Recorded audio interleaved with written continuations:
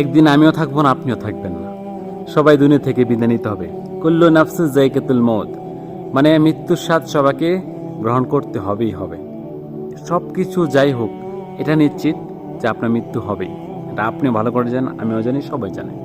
তবে আপনি দুনিয়াতে কি কর্ম করছেন, কি করতেছেন, কার হক খাইতেছেন, কার হক মারতেছেন, সব কিছু আল্লাহ জানতেছে। সব কিছু আপনার আমল নামা লেখা হচ্ছে।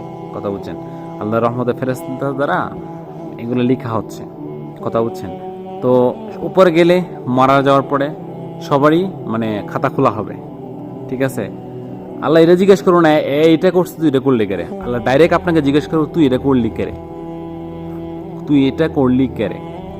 সহজ সহজ ভাষা দিয়ে আপনাকে বোঝাবো, বলে দিব। ঠিক আছে? সহজ কথা আপনি বুঝতে পারেন না, আপনি এটা করলেন কেরে, এটা করছে তুই এটা করছিস এভাবে জিজ্ঞেস করবো না, আপনি এটা করলেন কেন।